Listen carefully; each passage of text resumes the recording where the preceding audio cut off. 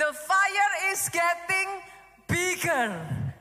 Jangan lupakan ini saudaraku, api di atas mezbah harus menyala. Jangan dibiarkan padam. Karena sekali api itu padam, saudara. Dengar baik, sekali api itu padam, hati-hati saudaraku. Kalau kita nggak hati-hati, kita biarkan api itu padam. Nggak ada power, tanpa fire, tanpa power saudara. Kalau nggak hati-hati, masalah itu bisa menggulung. Kadangkala kita dikalahkan oleh masalah. Kita jadi nggak ada kekuatan untuk mengalahkan masalah. Itu sebabnya kenapa api di atas mezbah harus menyala. Karena kalau nggak ada api, nggak ada terang bu. Nggak ada terang, kita susah ngelihat pak. Ketika kita susah ngelihat, visi jadi buram saudaraku. Kita berjalan kayak zombie, kita nggak bisa lihat apa yang Tuhan mau. Ada masa depan yang cerah, ada masa depan yang gilang gemilang. Tuhan sediakan atas pribadi, lepas pribadi di tempat ini. Saya nggak dengar amin yang paling keras dari tempat ini. Tanpa api, it's hard for you to see. Itu sebabnya api di atas mezbah harus menyala. Jangan dibiarkan padam. Jaga api itu tetap menyala. Itu sebabnya di bagian yang terakhir ini saudaraku, saya akan berbicara yang namanya spread the fire. Ada satu sifat yang menurut saya sangat unik dari api. Tahukah saudara, api itu ketika saudara keep for yourself, saudara hanya simpan untuk diri sendiri, dia cepat mati. Perhatikan saudaraku, saudara kalau kipasin api itu hanya menyala satu saja saudara, dia cepat mati. Tapi sadarkah saudara, when you spread it, ketika api itu justru dibagikan, nyalanya lebih besar. Spread the fire saudaraku. Saudara harus belajar untuk tidak menyimpan api itu untuk dirimu sendiri. Saya katakan ini saudara, tidak cukup hanya menyala sendiri. Aminnya yang paling keras. Saya ulang saudaraku, tidak cukup hanya menyala sendiri. Pastikan saudara orang di kiri kananmu, apinya juga harus menyala. Together, nyala apinya jadi lebih besar. Jadi atas kehidupan saudara, boleh kasih tepuk tangan yang paling meriah buat Yesus Tuhan kita saudaraku. Dan saya minggu lalu kita sudah berbicara salah satu sifat dari api. Api itu nggak pernah puas. Dia nggak pernah cukup. Hanya Amsal 26 ayat 20 bagian A itu mengajarkan kepada kita satu pembelajaran yang penting saudara. Ayat ini ngomong gini, bila kayu habis, padamlah api. Api tidak pernah cukup. Tapi jangan salah, dibutuhkan medium yang membuat api terus menyala. Bila tidak ada kayu, padamlah api. Saya ingin mengajak saudara memperhatikan ini ya saudaraku. Konsep yang satu ini, pastikan saudara tangkap. Di dalam dunia pemadam kebakaran, kita mengenal satu konsep yang namanya mengisolasi api. Saudara. Jadi pada saat di sebuah gedung ataupun sebuah tempat terjadi kebakaran, saudaraku, kadangkala ketika apinya itu menyala dengan begitu besar, petugas akan kesulitan untuk langsung memadamkan api yang besar. Maka yang mereka lakukan, saudaraku, mereka akan melokalisir api. Mereka nggak bisa langsung padamkan tuh api, dilokalisir, mereka akan mencari sumber api. Apa itu melokalisir, Pastor? Melokalisir api adalah dia berusaha, saudaraku, untuk hanya membatasi api pada bagian dan jarak tertentu, saudaraku. Setelah itu dicegah perambatannya. Sekali mereka menemukan sumber apinya, dilokalisir, dicegah perambatannya. Cara mencegah perambatannya bagaimana, saudaraku? Menjauhkan dari medium-medium yang mudah terbakar. Dijauhkan dari kayu, dijauhkan dari kertas, dijauhkan dari semua medium-medium yang mudah terbakar. Dengar ini saudara, cepat atau lambat apinya akan padam. Bolehkah saya katakan ini?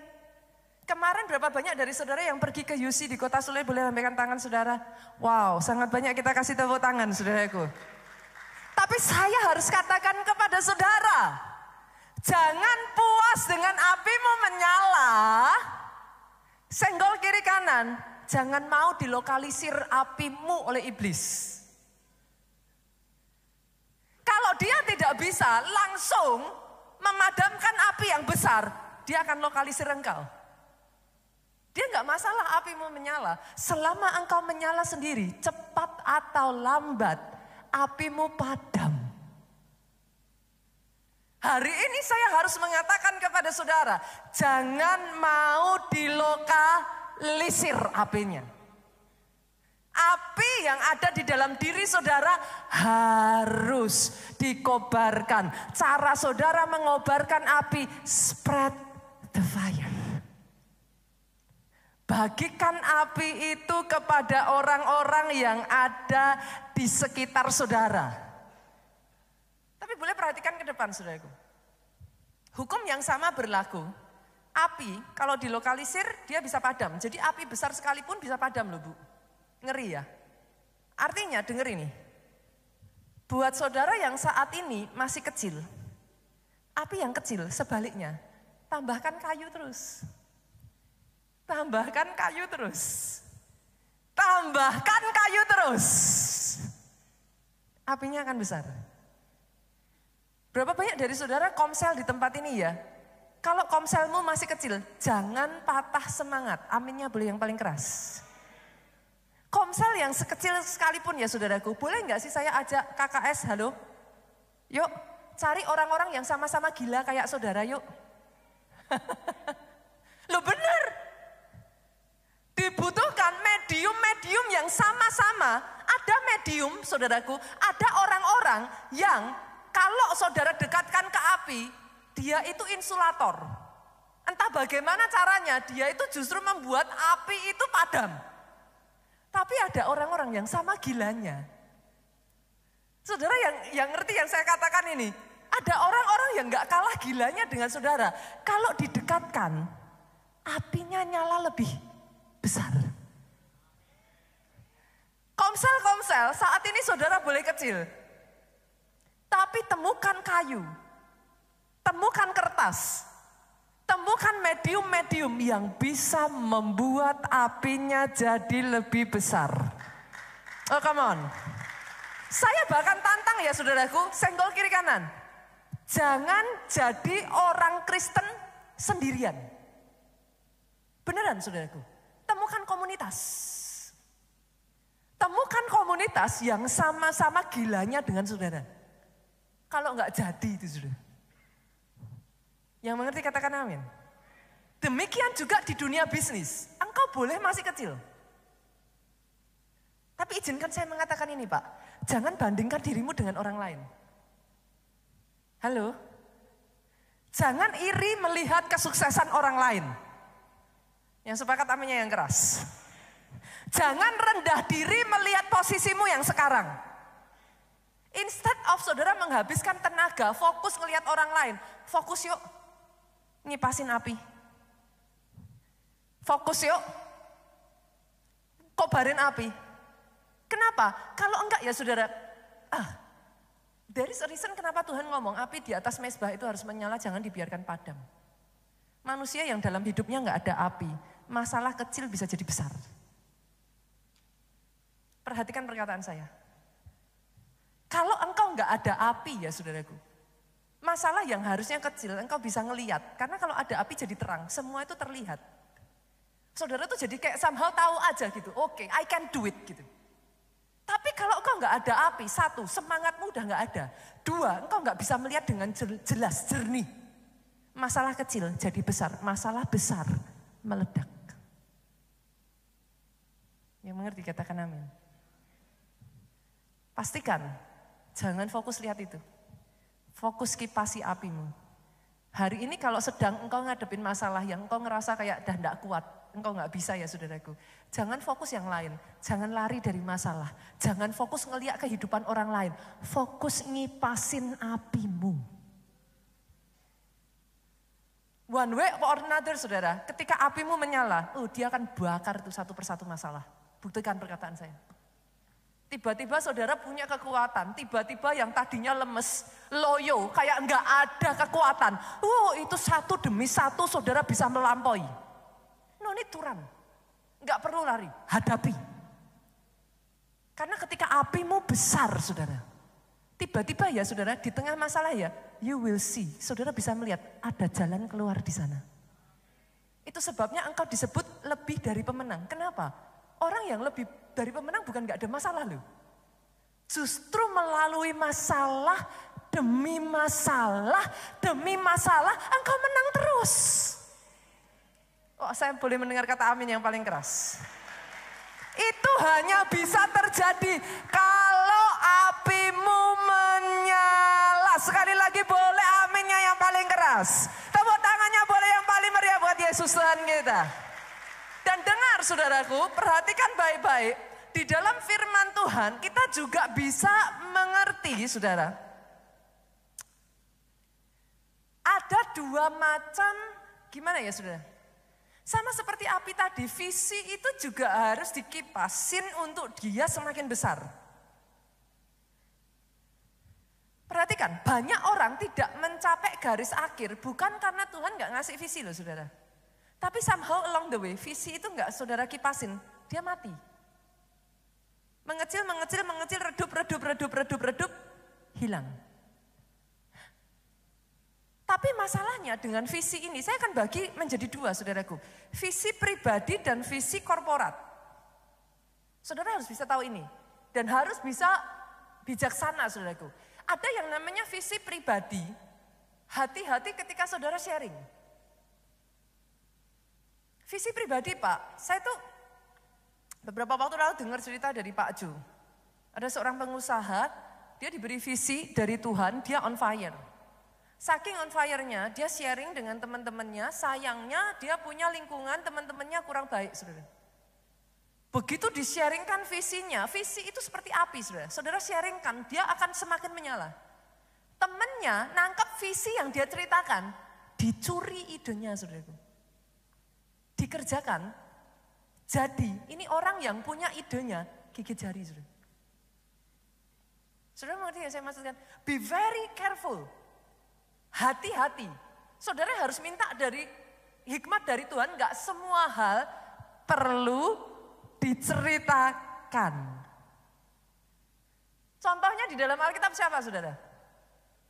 Nah, Yusuf. Loh, visinya dari Tuhan bukan? Yes, bahwa visi itu dari Tuhan dan itu akan terjadi tidak diragukan. Tapi karena Yusuf kurang berhikmat saudaraku, dia tidak cerita di timing yang tepat. Dia cerita sama saudara-saudaranya apa yang terjadi. Kita lihat ya, Kejadian pasal 37. Yuk, ayatnya yang kelima, multimedia boleh bantu saya? Sama-sama yuk kita baca dengan suara keras, 2, 3. Pada satu kali bermimpilah Yusuf, lalu apa? Dia menceritakan mimpinya itu kepada saudara-saudaranya. Setelah dengar apa yang terjadi? Lebih benci lagi mereka kepadanya. Coba perhatikan saudaraku, hati-hati.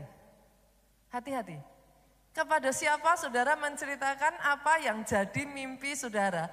Kalau itu adalah mimpi, enggak semua mimpi personal saudaraku. Kadangkala mimpi visi korporat pun saudara harus hati-hati untuk menceritakannya.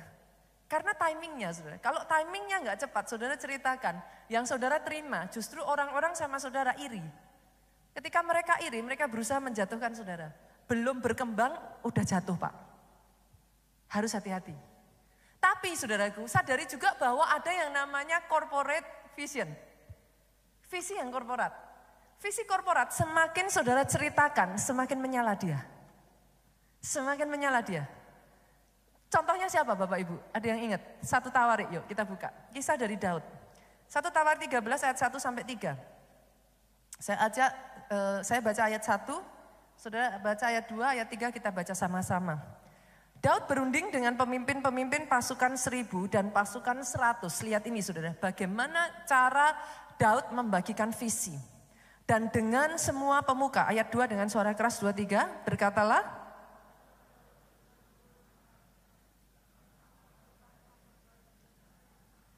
Dengan suara lebih keras.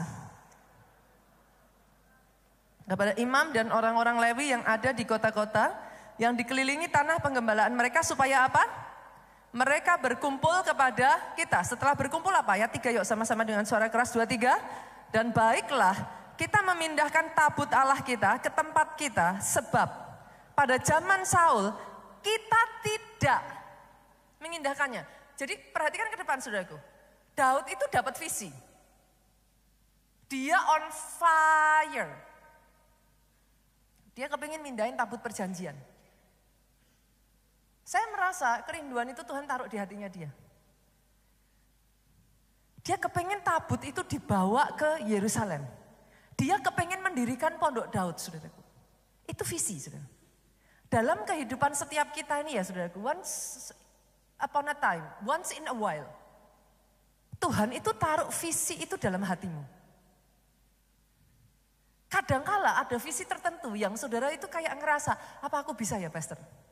It's too big, terlalu besar. Tapi boleh nggak saya ngomong saudara, visi yang dari Tuhan biasanya loh saudara, memang terlalu besar untuk kita. Saya itu nggak pernah dengar ceritanya orang dapat visi dari Tuhan yang terlalu kecil gitu. Saya rasa dibutuhkan visi yang besar untuk kau butuh Tuhan yang besar. Tahu, ini bukan hal yang gampang.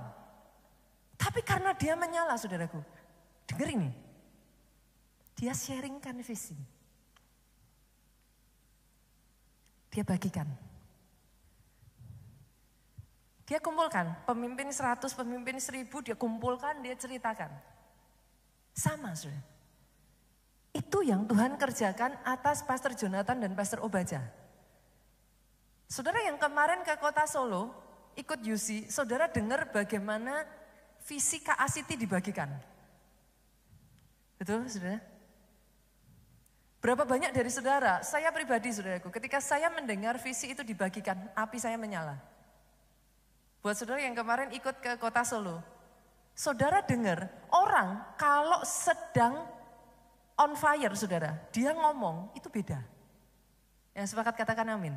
Entah gimana, saudara dengar, hati saudara ikut berkobar-kobar. Sama, ketika visi KACT diberikan, itu awal mulanya ya saudaraku. KACT itu Pak Jo, Pak Obaja tuh nggak ngomong sama siapa-siapa. Pada saat itu sebagian dari leader kita sempat salah paham saudara.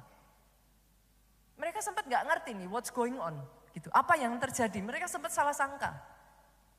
Tapi saudaraku, ketika visi itu diberikan, ada momennya, nggak harus langsung diceritakan. Kalau langsung diceritakan, saudara, kacau semuanya. Pelan-pelan saudaraku, ketika Tuhan berikan visi yang besar, awalnya Pastor Jonathan, Pastor Obaja tuh ngerasa apa bisa ya.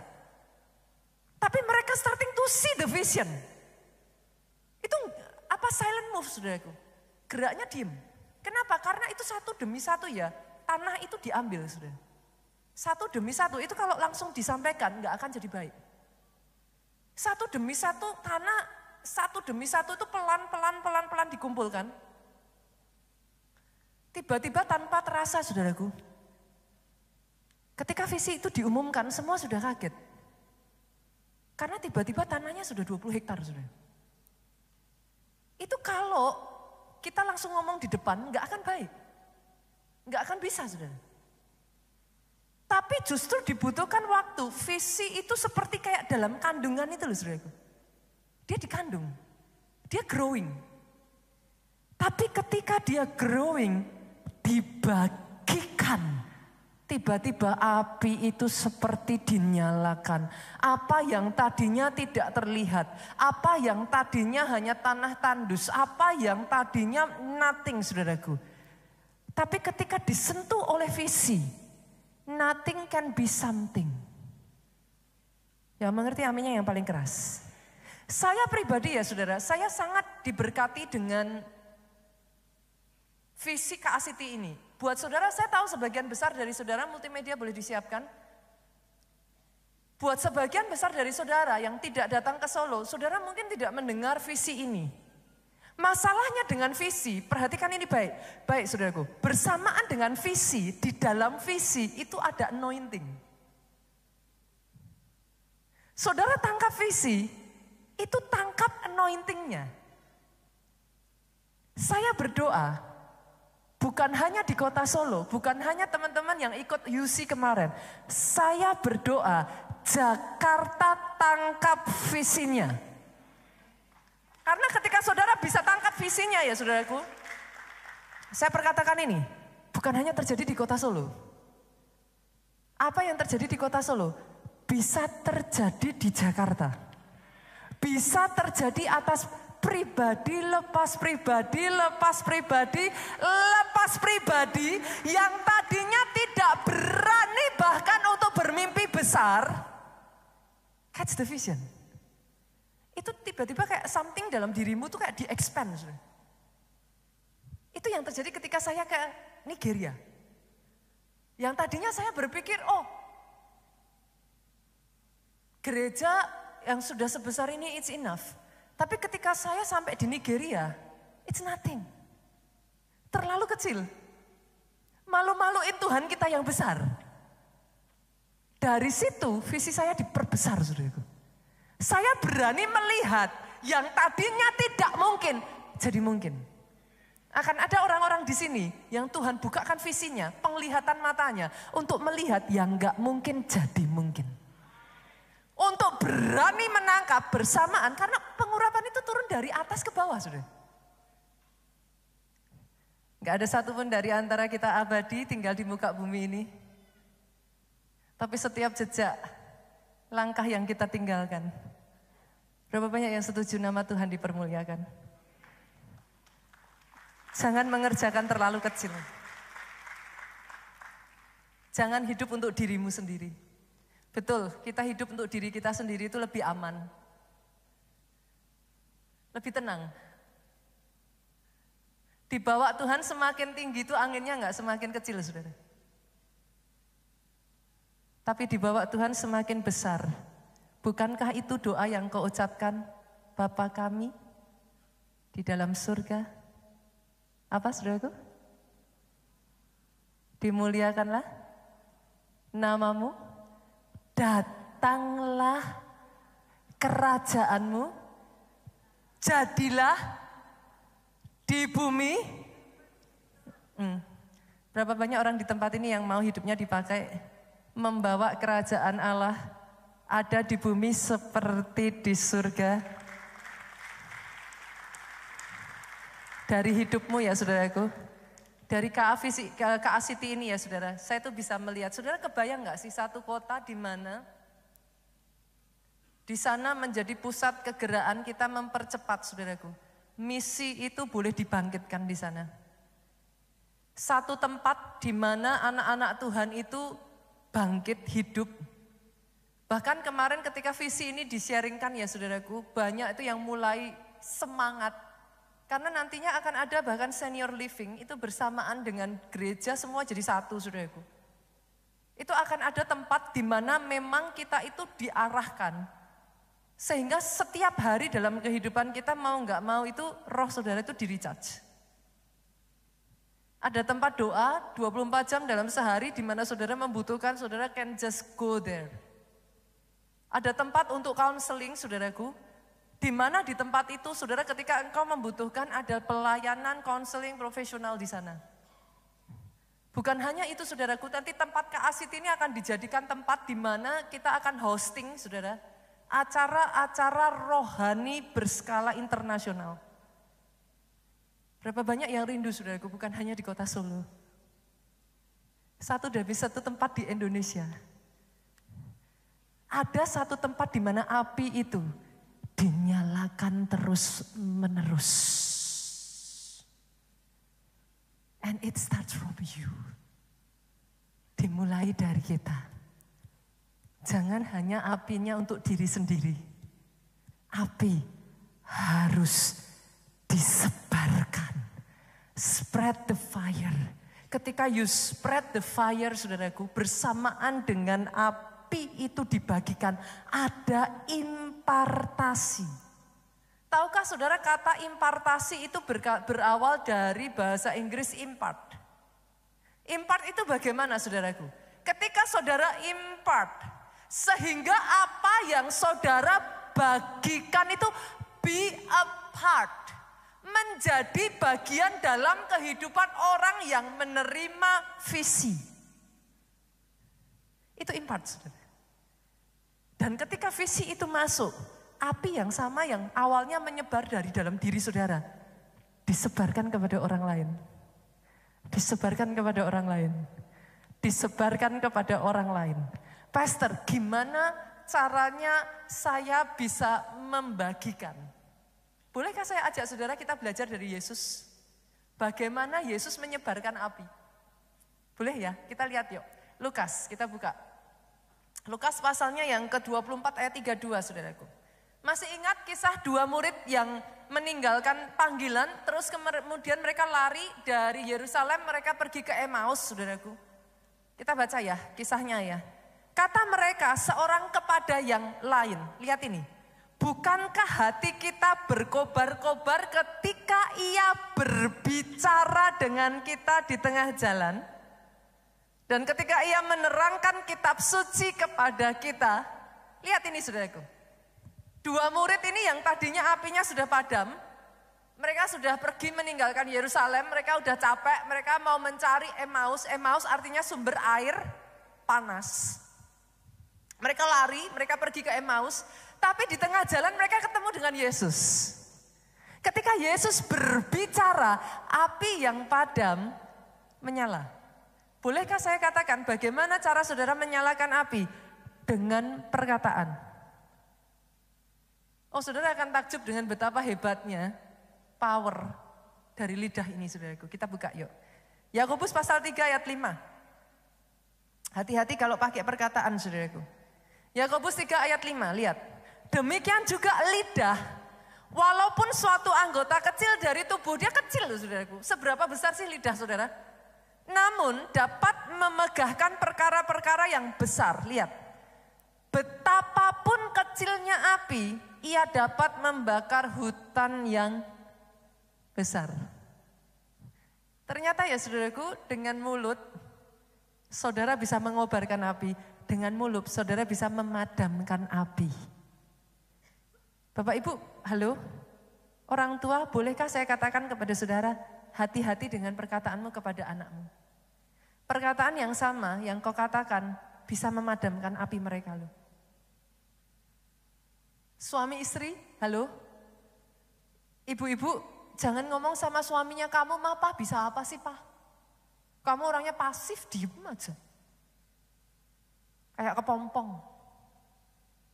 Jadi orang tuh ya harus dulu ya kayak suami tetangga itu loh. Wah, itu baru laki-laki. Loh, saya tuh bingung kalau gitu saudara menikah sama siapa saudara? Saudara mengerti yang saya katakan? Kadangkala tanpa kita sadari ya, kita ngomong. Tapi perkataan saudara itu bisa menghancurkan dan bisa membangun at the same time loh. Watch out. Pakai perkataanmu untuk membangun. Dalam gereja pun saya harus katakan kepada saudara. Senggol kiri kanan. Hati-hati dengan lidah. Coba saudara periksa saudara, lidah kita tuh segede apa sih? Cuma segini nih. Tapi dia punya power yang tidak dimiliki telinga, tidak dimiliki hidung, mata, tangan, kaki. Lewat perkataanmu, suamimu yang sudah terpuruk, bangkit lagi loh. Pah bisa Pak. Bisa. Itu yang dilakukan Ibu Obaja kepada Pak Obaja. Itu sebabnya saudara melihat gereja keluarga Allah di kota Solo. Itu adalah perkataan iman seorang istri. Di momen dimana Pak Obaja itu sudah hampir menyerah, saudaraku. Karena secara manusia tidak mungkin. Saudara nanti kapan-kapan dengar khotbahnya bagaimana gereja di kota Solo itu bisa lahir, saudara. Di momen dimana kota Solo, gereja di kota Solo itu hampir sudah bisa dikatakan tidak bisa berjalan lagi. Bu Obaja ngomong sama Pak Obaja, bisa Pak, kita sama-sama yuk jalan bareng. Kita kerjakan sama-sama. Itu Pak Obaja yang apinya hampir padam ya saudaraku. Pak Obaja yang sudah hampir menyerah, dikobarkan lagi oleh perkataan Bu Obaja. Dan saudara melihat gereja di kota Solo sebagaimana hari ini. Para istri, halo, saya tantang yuk. Biarlah perkataan kita, perkataan yang menghidupkan. Perkataan yang mendatangkan kebangkitan, pengurapan, semangat yang baru, perkataan yang mendatangkan anugerah, perkataan yang mendatangkan semangat. Boleh istri-istri lambaikan tangan seperti ini, boleh saya dengar kata amin yang paling keras dari para istri di tempat ini. Kita kasih tepuk tangan saudaraku. Suami-suami sebaliknya, saya tuh melihat ya saudaraku, ada istri-istri yang jadi sebagaimana mereka karena punya suami yang melihat istrinya, melampaui istrinya bisa melihat dirinya sendiri. I am one of them. Saya adalah istri yang sangat diberkati punya suami seperti Pastor Joe. Karena setiap kali saya melihat diri saya sendiri tidak mampu, setiap kali saya melihat diri saya sendiri hancur, saya terbatas, Pak Joe akan selalu ngomong sama saya punya istri yang hebat. Saya punya istri yang luar biasa. Saya punya istri yang diurapi Tuhan. Setiap kali saya about to give up ya saudaraku. Perkataan Pastor Joe itu membuat saya bangkit lagi. Saya belajar ya saudara. Dari hal ini, dua hal saya belajar saudaraku. Buat saudara, bolehkah saya juga mengatakan Pak, waspada. Waspada. Kenapa? Karena akan ada perkataan orang-orang di sekeliling saudara, sengaja nggak sengaja dipakai iblis untuk menjatuhkan saudara. Mungkin nggak maksudnya begitu. Mungkin nggak niat jahat. Mungkin sebagian dari saudara bahkan nggak sadar perkataan saudara itu dipakai iblis menghancurkan hidup seseorang. Itu sebabnya bolehkah saya bisa mengatakan ini? Saudara nggak akan bisa nutup mulut mereka. Yang sepakat katakan amin. Tapi waspada. Jangan izinkan perkataan yang melemahkan masuk. Waspada. Sebaliknya, dari dalam hidup kita ya saudaraku, hati-hati kalau ngomong. Yang sepakat aminnya boleh yang paling keras. Lebih baik kalau saudara nggak ngerti mau ngomong apa, daripada bercandaan tapi nyakitin, silent is nah. Yang sepakat katakan amin. Amin boleh yang paling keras. Pakai lidah bibir, saya tuh belajar ya saudaraku. Beberapa kali saya ketemu dengan beberapa teman-teman mungkin ada di antara saudara di sini pun juga ngalami saudaraku. Ketika saya hampir down ya saudaraku, saya dibangkitkan justru tanpa saudara sadari loh. Pendeta juga manusia yang mengerti katakan amin. Kadang-kadang ada orang-orang yang datang kepada saya dan ngomong, pastor saya berdoa untuk pastor. You might not realize it strengthen me. Ada orang-orang yang mengatakan kepada saya, pastor thank you. Tadinya saya hampir bunuh diri, saya nggak tahu ada orangnya di sini atau enggak.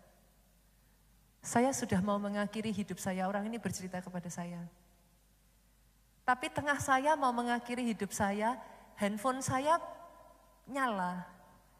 Ketika nyala dibuka, dia dengar khotbah saudaraku dari gereja kita. Dia ngomong saat itu juga saya urung bunuh diri pastor. Hari ini saya beribadah di gereja ini, iman saya dibangkitkan, Saya dimampukan mengalahkan gunung-gunung permasalahan saya. Dan saat ini Tuhan sudah membalikkan masalah saya menjadi anugerah dan berkat.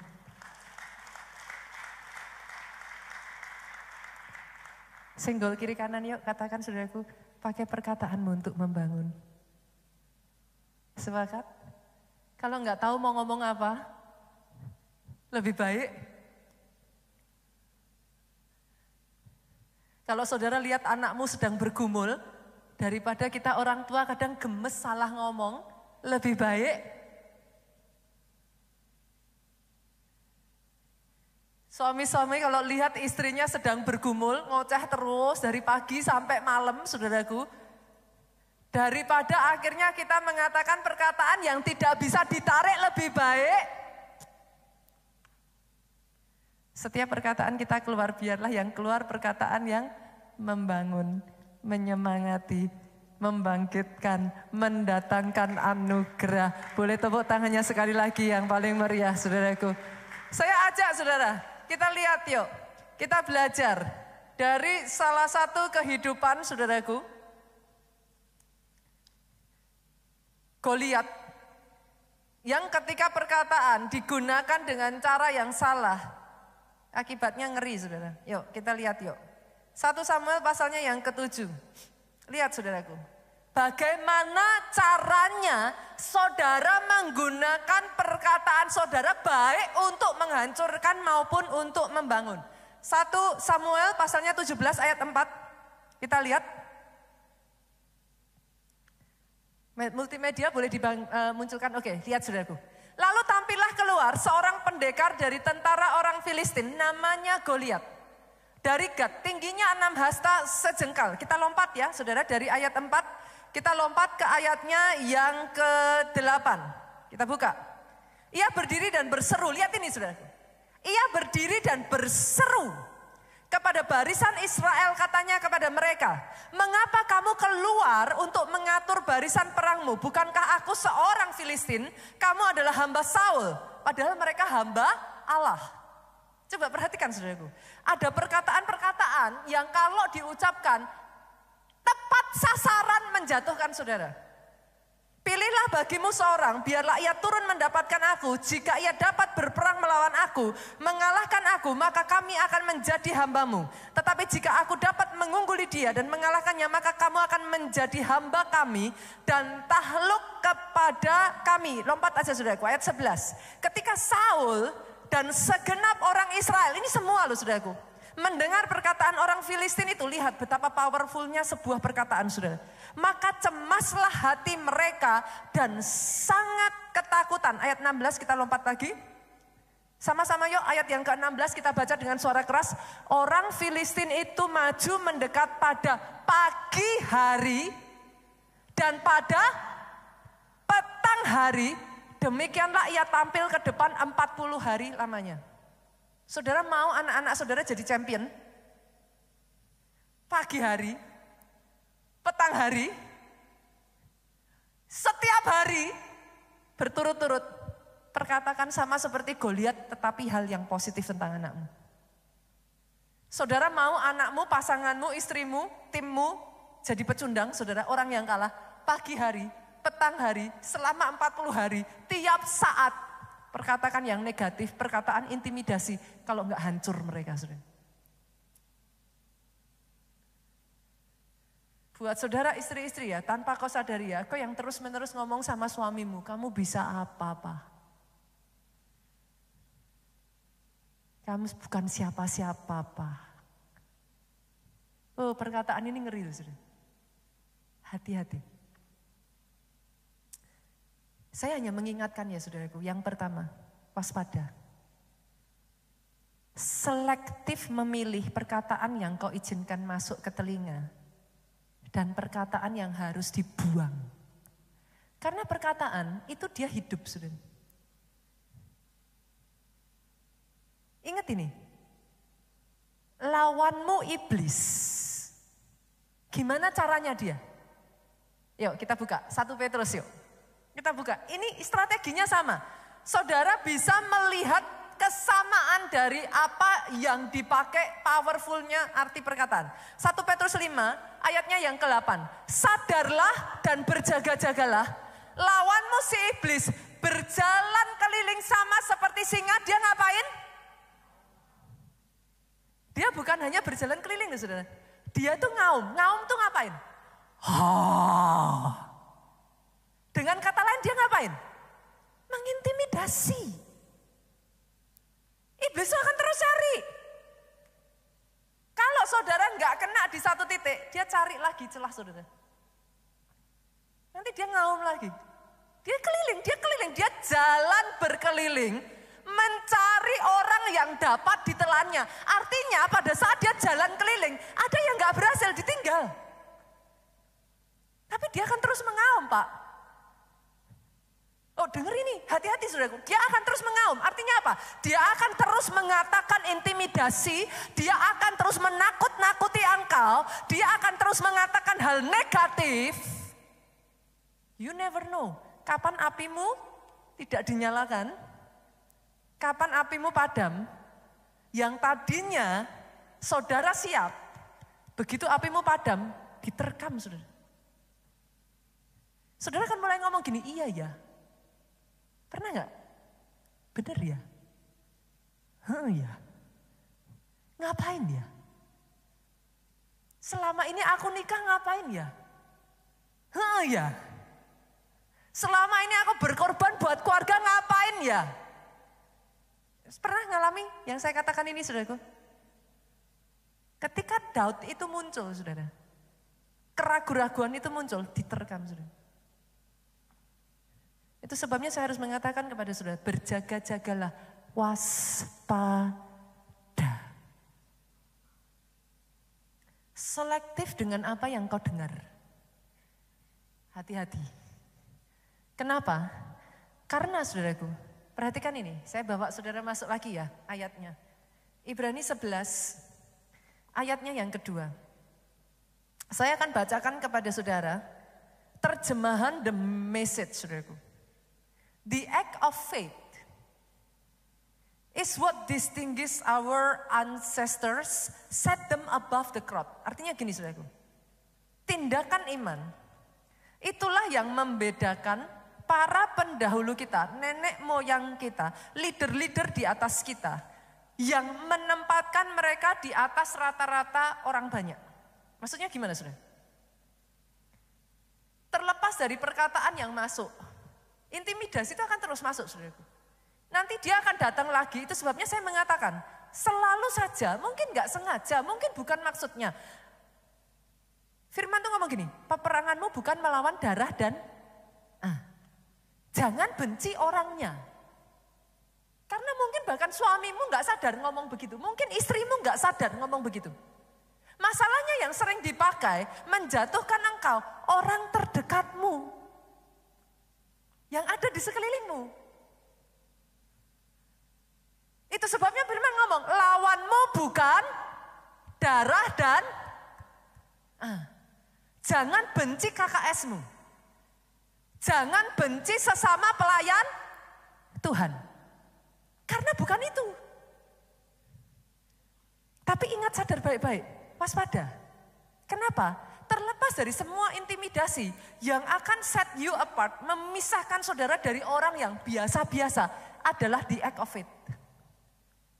Tindakan iman, ketika kau dengar, tapi kau belajar punya iman yang tertuju, selektif, memilah apa yang kau dengar, tetapi memfokuskan pandanganmu kepada Yesus.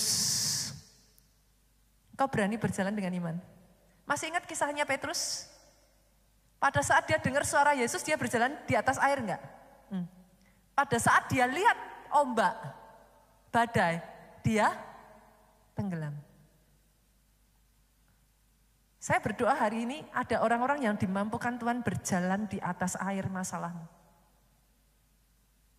Engkau boleh dengar nih ombak, engkau boleh mendengar badai. Tapi matamu tertuju kepada Tuhan. Dengar terus suara Tuhan. Dengar terus suara Tuhan. Ikuti terus suara Tuhan. Kenapa? Ketika saudara lakukan itu, ayat ini ngomong gini saudaraku. Lihat, ini yang saya doa terjadi atas hidupmu. The act of faith is what distinguishes our ancestor. Ini yang membedakan engkau.